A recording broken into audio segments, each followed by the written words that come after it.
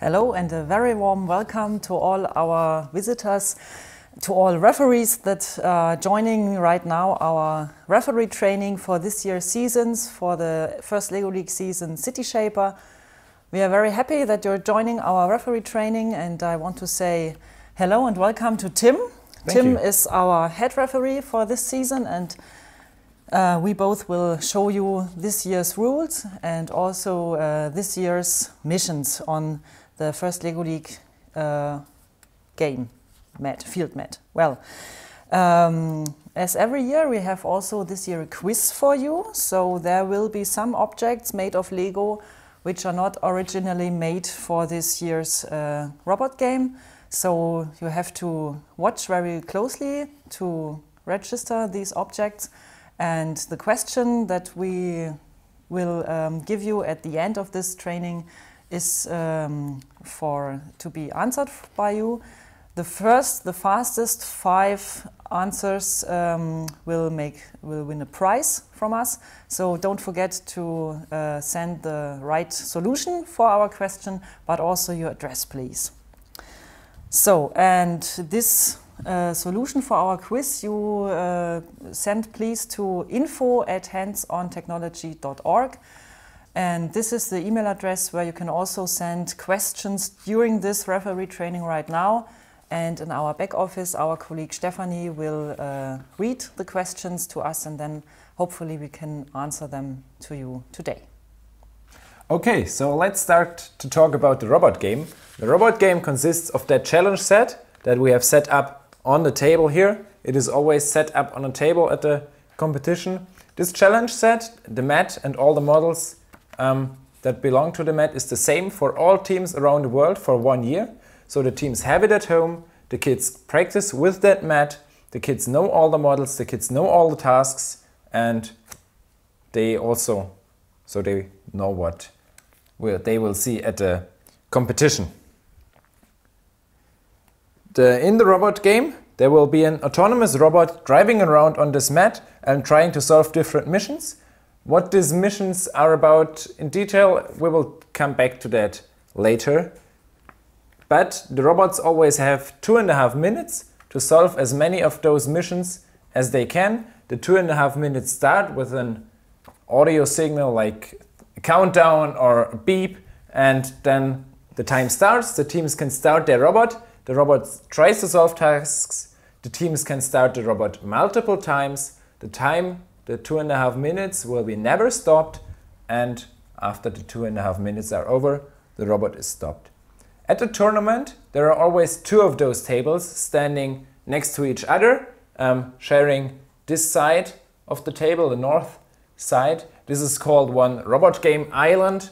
There can also be more of those islands in the competition area, and also more of those islands can be played at the same time, but you will see this in the schedule of your tournament. We said the mat and the challenge set is the same for all teams around the world. That is true, but the tables are not the same at all tournaments. So there may be differences in the size of the border walls of the tables, in the material of the border walls, in the gaps between the mat and the border wall, or in the lighting conditions.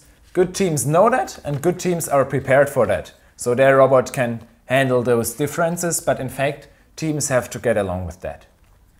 Yes, and while we are talking about the teams, we start talking about the robot game.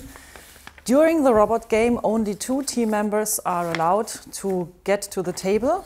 Even in the preparation time, each team, 2 technicians from each team have 1 minute at least to prepare themselves and the robot for the robot game.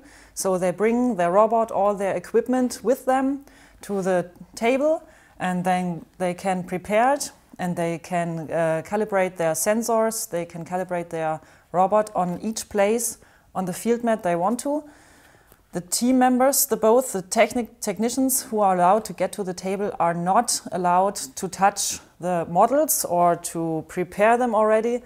They are allowed to ask the referee, they are allowed to ask you, whether everything is okay with the models, or they are allowed to ask you to check a model. Maybe they see that something is not right to their eyes. So you can check this together with the team, but the team members, the technicians, please don't touch anything. They can calibrate their robot, they can make you check the models, and in this preparation time, at least 1 minute before the match starts, the technicians can also show you as the referee in which of those both inspection zones in home the robot fits in. We will talk about it a little bit later, but this is also included in the preparation time for the teams. The two technicians are running the robot, but during these 2.5 minutes, the technicians are allowed to change with the other team members. They are a little bit aside, and if they want to, they can change, but only 2 technicians at the same time on the table. The only exception here is if the robot breaks into 1 million pieces and they need to repair it in an emergency case, so then more team members are allowed to come to the table to repair the robot, but I think that's a case that nearly never happens, right? Very rarely. So the teams are prepared, the match starts, and the robot tries to solve different missions. Important, when solving those missions, the robot has to be careful with the mission models. So it is not allowed to destroy mission models, it is not allowed to unlock the dual lock connections with the mission models, or many of them are fixed to the mat with dual lock, so they are not allowed to break those connections, because otherwise in most cases they won't get points for that mission model. After the 2.5 minutes are over, the robot has to be stopped. So either the robot is already standing, or the team member, the technician, has to stop the robot. And then first, nobody touches anything at the mat. Not the team members, not the referees. The first thing to do after the match is that together with the technicians, you go through the missions, you go through the score sheet, and you determine the score of the team. There are 2 ways to do this. One of them is the paper score sheet. There are all missions listed, and with a pen you enter which missions the team solved. For you as a referee, you don't have to know the scores, you don't have to know the points for the missions. You just say, okay, mission 1 is solved, mission 2 is not solved, and our scoring software will calculate all the scores. The other way to do the scoring is the tablet scoring, which you can see here. That is our scoring software. So you do the same as on a score sheet, and in the end, at the lower end, the team members, you already see the score. Very important is that you go through the score sheet together with the team members, so the team members understand what mission they get points for, why they maybe don't get points for, that you both agree on that. That will also avoid later discussions like, oh, why didn't we get points for that? If you don't agree with the team members, the head referee will make a final decision, and after everything is done, you as well as the team members sign a score sheet, and then the score is final. Important thing for the scoring is that only the state of the mat after the match counts. So after 2.5 minutes, you look which tasks are solved. If the teams solve a mission during the match and they break it again, then they won't get points. It only counts what you can see after the match. In the end, the teams have 3 matches at every competition. They have 3 pre-rounds, so 3 chances to reach a very high score, and only the best of those 3 matches counts. Right. For you as a referee, it's very important that you know all the rules. We don't have the time to go through all rules. We will go to all missions with you, but it's your job to learn all the rules. It's also very important that you read the FAQ section on our website on firstlegoleague.org. So we are still getting updates from First. We are still doing some FAQ additional information bringing online for you. So until the day before your tournament starts, please check the FAQ section online to be up to date with all rules and every updates.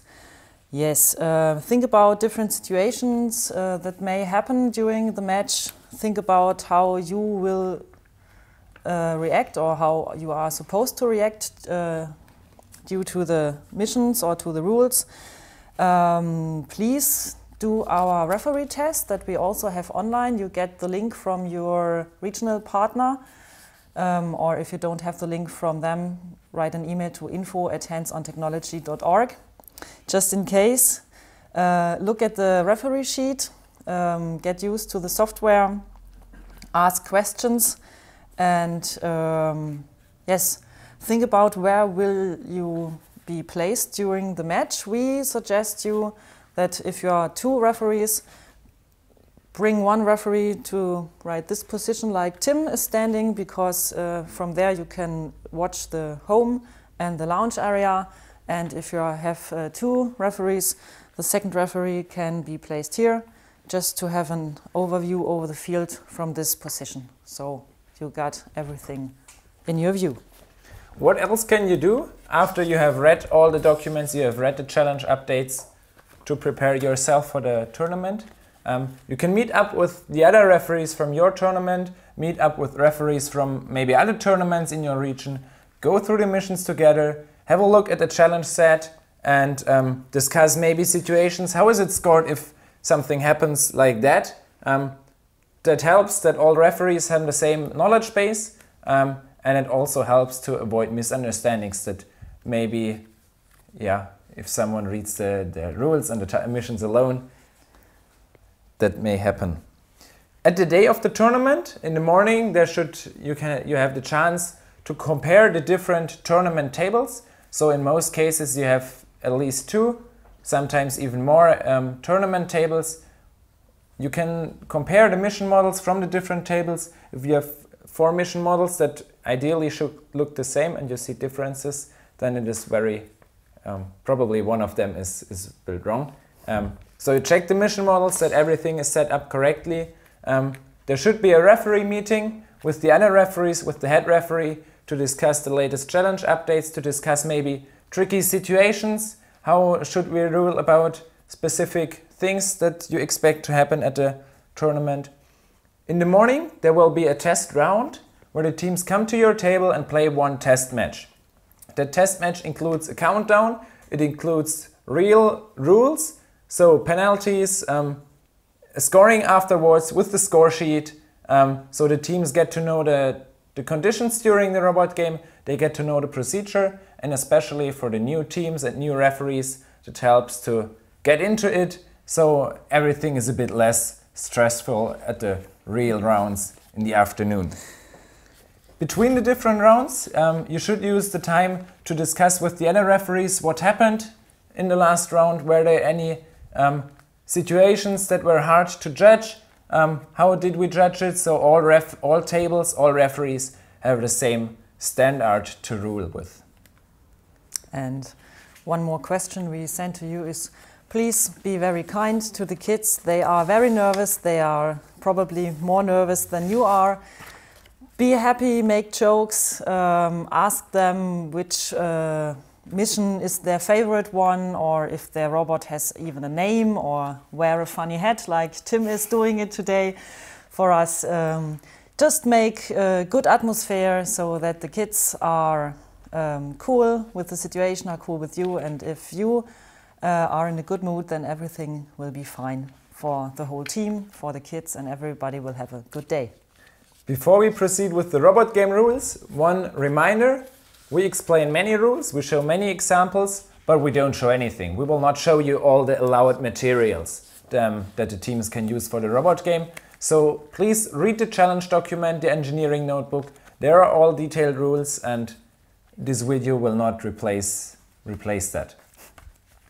Yes, but we can show you in this video how you shall please place the mat on the table. In this corner of the mat this year we have a compass which shows in which direction is north, east, south and west, right here. And this year the field mat is placed on the most south border and also to the eastern border. So the mat is placed in this corner of the table. Well, In the western part of the table, we have home. In our case, it's this black zone here. In the north, the other table is placed, and we kindly ask you to fix the field mat on the table with black tape, because the mat will be a little bit up like this, and if the robot goes in and out of the home, it might damage the mat. So please put some black tape on this side of the field mat, only on the black side of the mat, not even here in this part, because the robot may be irritated. And please don't use dual lock to fix the mat, because this year the material is very sensible, it's very thin. So if you put dual lock under the mat, there will be some bumpers and the robot may get in the wrong direction, may lose its direction because of the dual lock under the mat. And we ask you to not to use spray glue, because you won't get the field mat off the table anymore. Please just use double-side tape. Yeah, there are two important areas on the table this season. One of them you already mentioned, home. The other one is the launch area. We will first focus on home. The home area is divided into two smaller areas, which is the small inspection zone behind launch area, and the large inspection zone, which is just the rest of home. Why is it important? Before the match starts, the teams have to show to the referee that all of their equipment, the robot, all the Lego they bring with them fits into one of those inspection zones. When fitting into the inspection zone, the equipment is not allowed to be higher than 30.5 centimeters. So there is also a height limit and it has to be in the zone. If all the equipment fits in the small inspection zone, the team will get a bonus for every mission they solved. You don't have to calculate that bonus. You just enter on a score sheet, okay, they get the bonus, they don't get the bonus, and the scoring software will do all the calculations. If the robot the equipment does not fit in the small inspection zone, it has to fit in the large inspection zone. So there is no option, okay, I don't care for that, I just use the whole home zone, whole home. It has to fit in one of those inspection zones. The other important area is the launch area. The launch area is the white quarter circle in the southwest corner of the mat. It is one border is the black line here, the quarter circle line. The line itself is part of the launch area, and it is also the other borders is the black line on the mat here and the border on this side. When the robot starts, there are some things that some rules for the robot. Thank you very much. Here we have one example demonstration robot. So the first thing for the robot is that it has to be completely within launch area. The second rule for the start is that the robot has a maximum height of 30.5 centimeters. So for you as a referee, the easiest way to check this is to use the clipboard you have often. It is about 30, sometimes a little bit higher, but you already see if something is higher than the clipboard, then it's obviously too high to start. So we can't extend this arm for the start. One more requirement for the start, everything has to stay in rest, nothing is allowed to move. No arm at the robot rotating or anything like that. The teams also must not touch anything at the robot when starting, except the start button or the sensor to start the robot. So hands off the robot. The first start of the match is with the start of the match, so it starts with the countdown we mentioned before, or with the start signal. If you see at any time during the match that the team wants to start the robot and it's not ready to start because the robot is not completely in the launch area or it is too high, then tell it to the team, let the team know that they are not allowed to start, maybe even physically show them, okay, you can't start like that, because yeah, they just can't start. If they scored any points with an illegal start, those points just simply won't count. Yeah, Tim, thank you so far. I still got one question on this robot. We have here this little arm. Maybe it's to stay in course. So if these little arm and also these cables are hanging over the border wall, what will happen right now if the team wants to start, the technicians? You have to tell the team you're not allowed to start like that, because obviously the robot is not completely in the launch area. The launch area ends with the inner border wall. There is no arm hanging out of the border wall, no cable hanging out. The same rule applies for this side, so nothing is allowed to hang into home. Everything has to be in the launch area.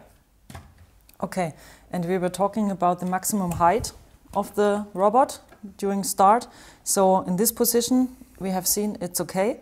And now the technicians start the robot, and now it's higher than 30.5 centimeters. Is this okay? During the match, the robot can extend to any size the robot wants to extend. Okay, cool.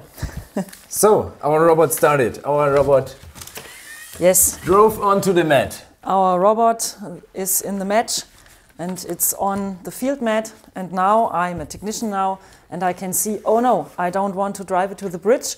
I want to drive it to the crane, and I'm very nervous as a technician, and I'm pulling it into the right direction.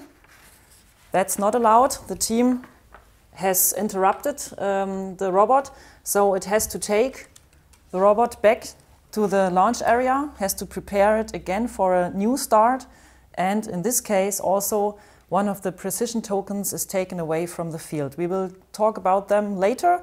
Just for this, if the robot is on the mat and a technician interacts with the robot, it's touching the robot or holds the hand before in front of a sensor or something, all that's an interaction with the robot.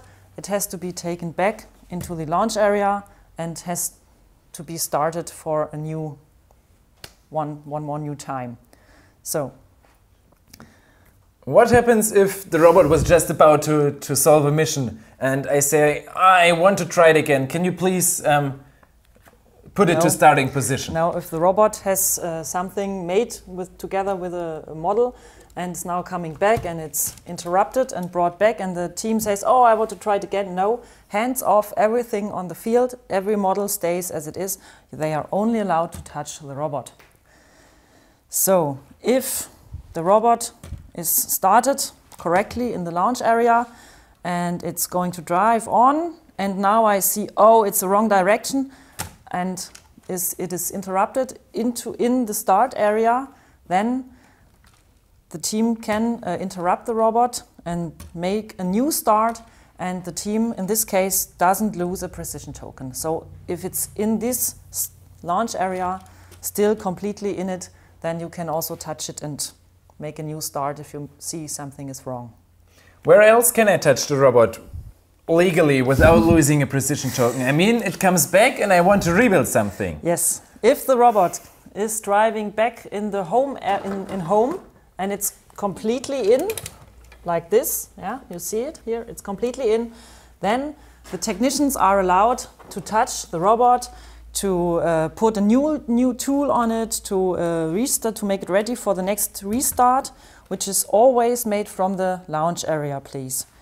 If the robot is solving missions, is driving back into home, and maybe the robot here takes, without being interrupted by a technician, the robot takes from itself new cargo and drives out, it is allowed to drive out of the home zone when it's not interrupted. When here a team member interrupts the robot, then please no penalty, but new start from the launch area. I got one more special question about a special situation. Because my robot, it's my last mission I want to try, and my robot is driving somewhere out, and I see, well, okay, basically my match is over, there is nothing else I can do. I want to stop the robot. You can do it, but then you also lose a precision token. Okay, so even at the end of the match? Even at the end of the match. You're only allowed to stop as a technician the robot when the 2.5 minutes are over. Then the technicians need to stop the robot, otherwise if you stop it while the time is still running, you lose a precision token. But you can do it, sure. Okay, thank you. You're welcome. So let's continue. One last item. Coming back to home, the robot is allowed on every part of the home area to get back in home. So it can here drive to home and it can here drive to home. That doesn't matter. Okay, so sometimes my robot it's not just the robot driving on the mat, but sometimes the robot transports some cargo. Yes. So it transports some cargo from the launch and I interrupt the robot now. What happens now? Then you lose a precision token and you have to take back the robot together with the cargo. It can be brought back for a new start back to the launch area. And what happens with cargo? Imagine it was somewhere here on the field mat and my robot drives out and collects this cargo and I interrupt the robot now. What happens now? If the technicians interrupt the robot while it is transporting something, some cargo, which is picked up from the field mat, then the referee takes the cargo and it is lost for the team. So the only way to... And you have to make a new start, right? Okay, so the only way to get the cargo, to make it safe, is to bring the cargo completely to home zone. Completely to home, yes. And there's one more precision we need to do. So if the robot is not completely in home, as you can see here, but the cargo, you can see, is completely in home, and now the nervous technicians are interrupting the robot, then the team loses one precision token because the robot is not completely in home, but the cargo is completely in home, so the team can take it. Okay, so to sum up, the robot is always allowed to drive to home, to go out of home again. The robot may even pick up things in home. If we touch the robot in home, we don't lose a precision token, but we have to do a restart. But we have to make a difference between home and launch area, because home is the only area where the technicians are allowed to always handle their equipment, to put things to another place. In launch area, they are only allowed to handle equipment to prepare the robot for a launch. So if we use a launch pad, for a launch, and the robot starts driving out from the launch area to the mat, this launch pad has to stay in the launch area until we interrupt the robot, we prepare the robot for the next launch, and only when we are preparing the robot for the next launch, we are also allowed to prepare the launch area for the next launch and take that thing out of the launch area. Okay, let's go to the next item. So, our robot has some cargo and it drives out. It's a correct start. And now some people put dual lock under the mat and the robot loses cargo and it lies here on the mat. What happens now? So if the robot loses cargo, we have to wait until the cargo comes to rest, and then we have to look, okay, where is the cargo? If the cargo is within that white quarter circle, completely within that white quarter circle, or in home, the team can keep the cargo, the team can take the cargo. Otherwise, it has to stay where it is. So in this case, there is no chance to get that back, except the robot bringing it back. Yes. So if the cargo is lost on the field mat, it stays where it is. If it is lost during start, because the technicians are nervous and it falls down in this area or even in this area with the logos, the technicians can keep the cargo. Okay, so sometimes our robot just doesn't lose only cargo, but it also loses some other things, like its license plate. What happens if something unintentionally falls off the robot? Well, without a license plate, it is not allowed to drive. No, just kidding. If the robot loses some things, then the technicians are allowed to pick these robot elements back, and they are allowed to take the robot, losing a precision token, bring it back, repair the robot, and prepare it for a new start. So and so. If everything is broken down from the robot, then the whole team is allowed to help during the reparation. And they're even allowed to take the parts of the robot if they don't take back the robot. Yes. Okay. Well, we are through the rules, through the most important rules. Now we will go with you through the missions. The first one is mission elevated places. Oh, and I can see the bridge hasn't been used for a long time because we have some flowers and an animal here right on the bridge.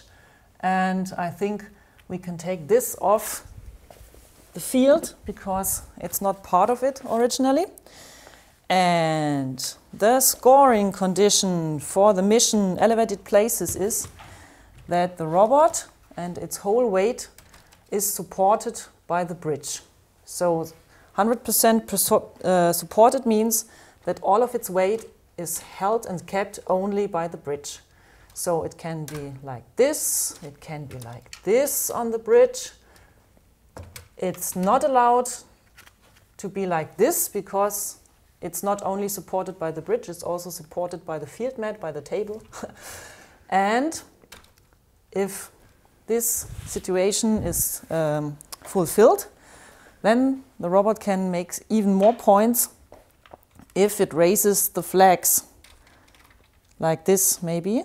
It mustn't be, it don't has to be raised completely, even partly is enough, or maybe on this side the flags is raised. So maybe a robot takes both flags, then gives also points. And the clue is, in this situation, on this part of the bridge, both robots are fighting for the flags. So if both robots collide, it's okay. That's the only exception from the rule that the robot is not allowed to interact with the other robot or disturb it. So here the strongest or the fastest robot will win the flag points. So, but what if like both robots hold the flag together? Two robots standing on this blue axle at the same time.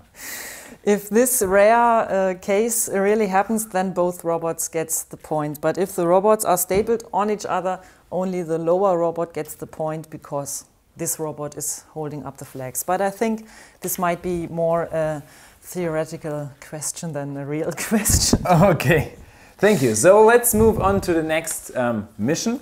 Our next mission is the crane mission, which is placed here in the northwest corner of the mat.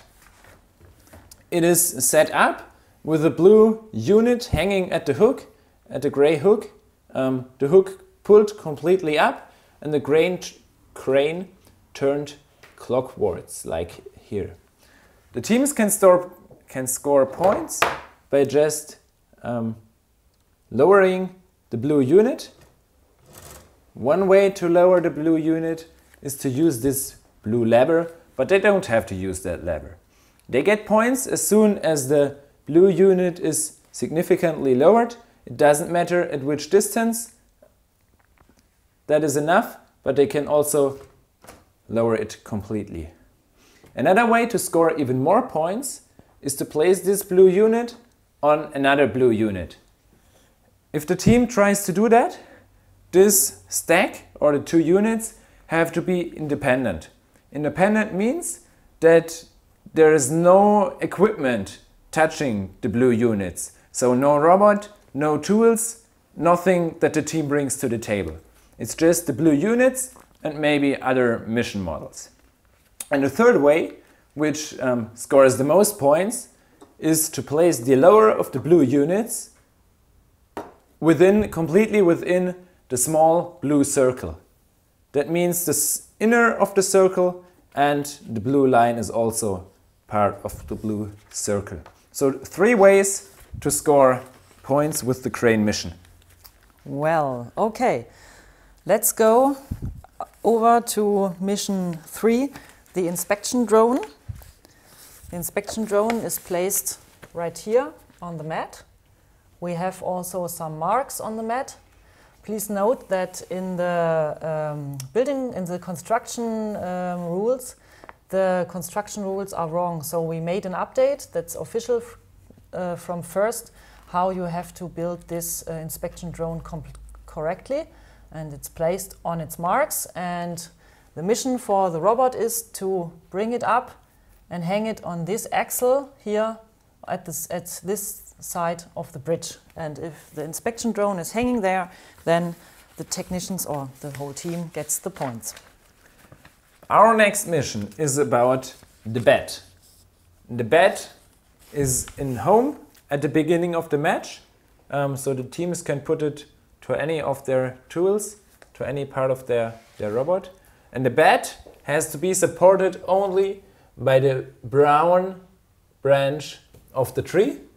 It can be like that. They can also just stand the bed on the branch. Well, it's a bit more difficult, so probably most teams will do it like that. Important for that mission is that the bed is only supported by the brown branch of the tree and not by, for example, here the green branch or by anything else, any other part of the tree. It's only the brown branch that supports the bed. Well, and we will just stay right at the tree. I will bring the bed home just for a minute. And oh, let's see what we have here. We have someone lying in the shadow under the tree, having a good time. But I think we will bring this person to bed right now. It's late. And well, we will use the tree to build 3 tree houses. We have here big branches in the lower area of the tree, and we can bring some units we bring from home to the tree and build a tree house. And we can bring to the small branches also units and build a tree house like this maybe. And at the end of the match, we count how many units are placed on the branches. So we have 2 units on the small branches. Then you make it on the score sheet. And on the lower part, on the big branches, we have 1 unit. So that gets also points for the team. So I build it back. Okay, let's move on to, I'll just give you that, to the traffic jam. Oh, next to the traffic jam, there is another little, flower assembly. Little garden. Little garden, yeah. But okay, let's move on to the traffic jam. Nobody likes traffic jams, so the task here, the mission here is to remove that traffic jam, to lift it up, and the teams get points if the traffic jam is lifted. Important here is that the traffic jam is held only by, or the moving parts are held only by the hinges here and not held by the robot or any other equipment. So the moving part of the traffic jam has to be independent. Watch out when you set up that model that you precisely use the markings on the mat for the dual lock, so the traffic jam should not touch the border wall when it's lifted. But in this case, when the traffic jam is touching the border wall while it's lifted, then it's not a disadvantage for the team. It's a benefit of the doubt, so the team gets the point because it's only a failure in the setup. It's not the failure of the team. Well, the traffic jam is lifted and our road is free for us to go to the swing. Oh, we can't go directly to the swing because we have also a little park here, a little garden with persons, with an animal, with flowers and a fence. And that's not part of the original field mat. But here, this young lady wants to swing and we want to help her. So the robot is intended to bring down this black bar so that the swing is released and yes, it swings. Then the mission is fulfilled. Okay, let's move on to the elevator. Oh, look here, next to the elevator, another little garden that we have on the mat.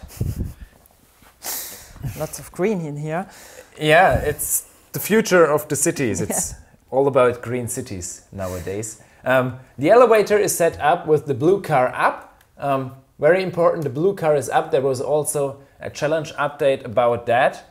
The teams can score points if they either turn the elevator so the blue car is down, or, which would be even better, turn it not that far so the elevator is balanced. If they try to do that, or also if they want to put the blue car down, the moving parts of the elevator have to be independent, nothing touching it, no robot, no equipment. Okay, so if this model is balanced, it's very fragile. What if the match ends and now here are some nervous technicians and they bump against the table so that the elevator goes back to its starting position? Well, in this case, the state after 2.5 minutes counts for the scoring. So the team will get the points because right after the match the mission was solved. Yeah, the state at the end of the match is relevant for the scoring. Okay, so please watch out in which position the elevator was at the end of the match. Okay, so we bring it back to the starting position because we want to go to the safety factor. We have just right here our test building, which is placed on these blue beams. And the mission for the robot is to knock out these blue beams, maybe like this, at least halfway, as it said in the rules, but we don't want to have you here to measure it exactly.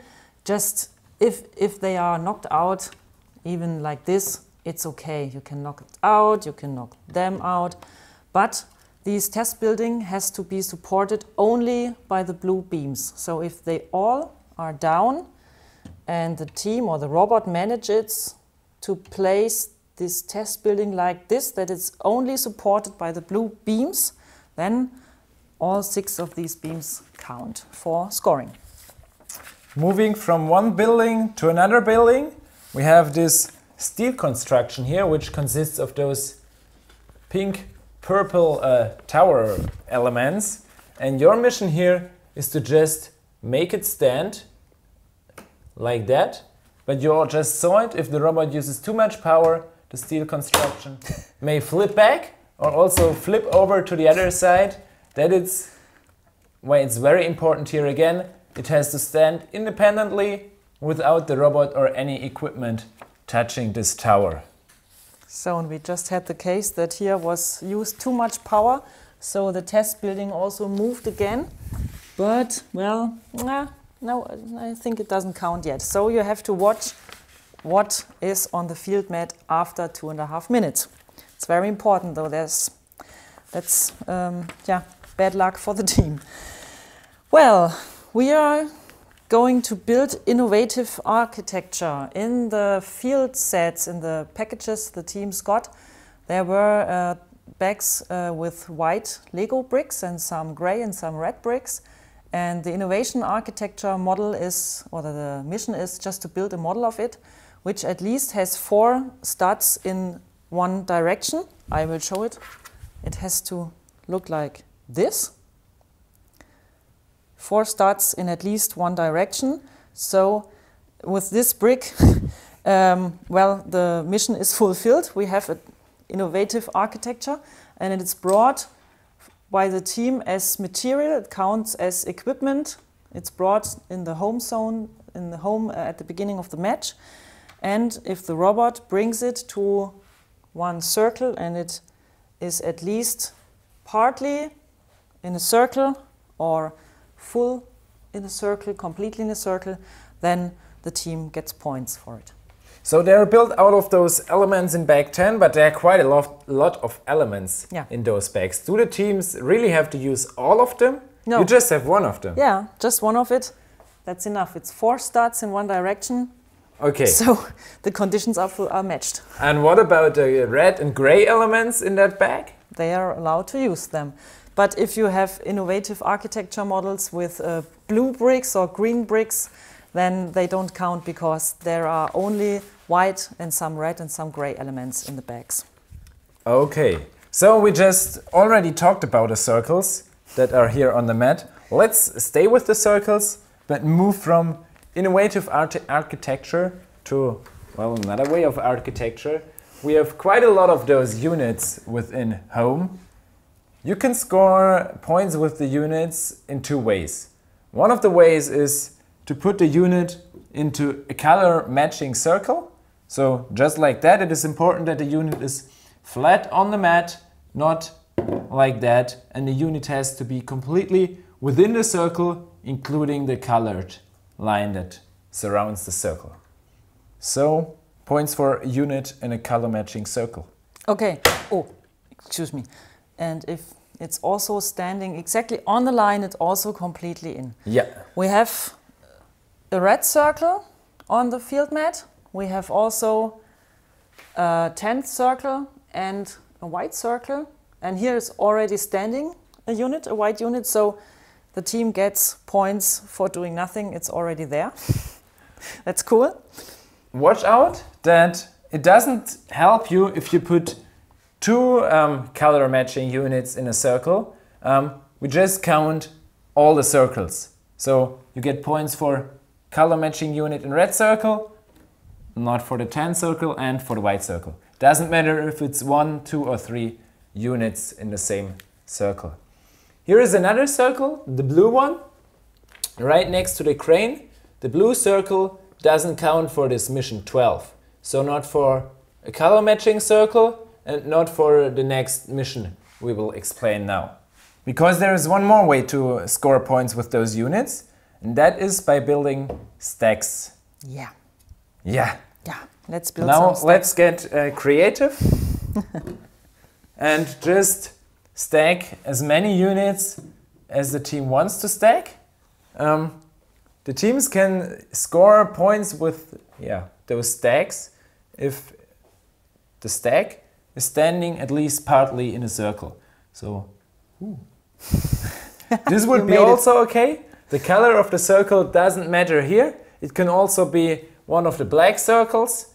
That is okay as well. The only requirement is that it's a regular stack, which means that the lowest level of the stack is flat on the mat and every level or every unit on top of it is flat on the unit above, below it, flat on the unit below it, and every level is supported by the level below. So in this example we have 1, 2, 3, 4, 5, 6, 7 stacks which count. So if you have a stack like this, how do we count this? This is one stack because the top level unit is supported by the lower level units. It's one stack with 1, 2, 3, 4 levels. Okay, and is completely in this circle, or is it partly in the circle also possible like this? In overview, I can see it's partly in the circle. Yeah, that's a good point, because you're totally right. For this partly in the circle, for this requirement, the overhead view is what counts. Okay, and you said at the beginning of this mission flat on the mat, so is this also flat on the mat? This is also flat on the mat. Doesn't matter if it's with the gray side on the ground or even flipped completely over. Okay. That's all flat on the mat. And you see here, it's even okay if you put two stacks in the same circle. Okay, and hopefully we also mentioned that the stacks have to be independent. So the roboter can bring it here, but the roboter or all equipment of the team has to be off at the end of the match. But if the two stacks are touching each other, then they are still independent because they are mission models and they are not equipment. So this is also okay. These are two independent stacks. And even if you have only one unit in the circle, it's a single unit, but this is also a stack with one level. Let's do one more example. We just talked about bridges. If you do it like that, the green, no, not green. The blue unit is supported only by the red unit. So those are two independent stacks, one with 3 levels, the other one with 2 levels. In the sum, 5 levels that are counted. Well, hopefully we answered all stack questions which are important right now. You can find even more stack questions and solutions in our referee test, which you get the link for from your regional partner, or if, from a regional partner, just ask them to get the link to our referee test, it will be online from October 18th on. So now we already talked spoiler. we talked a lot about stacks, but we can do even more fun stuff with our stacks. Yes, we have some sustainability upgrades. These 3 parts, which are at the beginning of the match in home. It's a solar panel, it's a warming upgrade, and it's a roof garden. And the team, the team gets point if they place one of these upgrades on a stack. Only one upgrade per stack counts. So if you build all 3 stacks on 3 upgrades on 1 stack, only the lowest, only 1 counts. But you can bring them right here and right here and right here, so you get maximum points for the sustainability upgrades. I can't talk anymore, I'm sorry. So let's get to the last way to score points. Tim, excuse me, the stacks with the upgrades on it have to be at least partly in any circle. Excuse me, that's important. The last way to score points are the precision tokens. We talked about them before. There are 6 precision tokens. Those are those red circles that are placed in this white corner in the southeast corner of the mat. Every time the team interferes the robot after it at least partly left the launch area before it is completely into home, then the referee will pick up one of those precision tokens and take it out of the play. After the match, you count how many precision tokens are left in this white triangle, and that is the number used for the scoring. So the more precision tokens left on the mat, the more points the team will get. So from the start of the match on, the team has some positive scoring already, and if they interfere with the robot during the match, they lose some of their bonus points like this. But Tim, what happens if the team has a team has real bad luck and every precision token is already at the referee, and now maybe for an 8th time the robot is interfered and brought back, so they can't lose any more precision tokens? What happens then? Yeah, they can't lose any precision tokens, you already said it, but the team of course has to take back the robot and do a relaunch. Okay, but they don't get minus points. No, there are no negative points this season. Okay, well, now 2.5 minutes are over, the robot is stopped. You made together with the team the scoring, both you and the technicians signed the scoring sheet or gave your okay at the software, at the tablet. And then now it's very important that you watch that the team gets all of its equipment with it, but you have also to be very aware that everything that belongs to the field setup stays here at the field, even the bed or sustainability upgrades, or just have an eye on your things. And then we get to the reset of the table. Yeah, let's do that together. So ideally you do it from west to east, once over the table. So let's start in home. Let's start in home. What do we have to have in home at the beginning of the match? We have 3 sustainability upgrades. We have in sum 14 units. One more here. Yes, this one. We have, very important, little bed back in home. And that's it. That's it, in home. Then we will bring up the blue unit on the crane and wind it maximum up like this and bring it clockwise in the most northern position. And this little blue unit we will bring back on its marks on the mat. The traffic jam is just put down on the mat again. Okay, we check the tree. Here's no more unit on the tree. And on the bridge we have the inspection drone, which is placed again on its marks right here. We have the swing here, which is put completely eastwards. Then the lock is lifted and the swing is just put onto the lock. Yes, we have our test building and we will lift up all 6 beams again, and below it we have these little angles, and these are fitting on the beams. So that's a little bit tricky. Had too much coffee today, so yeah, looks good. And last but not least, we make sure the white unit is at the right place, that the blue car of the elevator is up, and that the steel construction is down again. There is a little mark here on the mat. Make sure the steel construction matches with that mark. Is not, you have different ways to set it up like that. So have a look on that mark on the mat. So, and last but not least, take the precision tokens out of your trousers and put it back into the white triangle. There have to be 6 precision tokens at the start of the next match right here. Okay, now we checked everything on the table, everything is fine. We are through with our program for you right now, but we want to know from our colleague Stephanie. She's checking our info at handsontechnology.com, org, sorry, email address. So Stephanie, did we get some questions from our audience? Yes, we did. We got some questions from Debrecen in Hungary. Okay. The first one is about the game rule field damage, rule 31.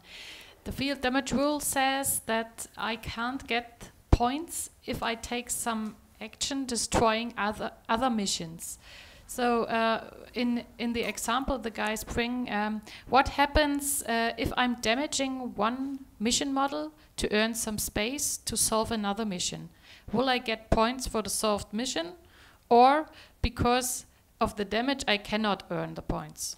Well, thank you for that question from Debrecen.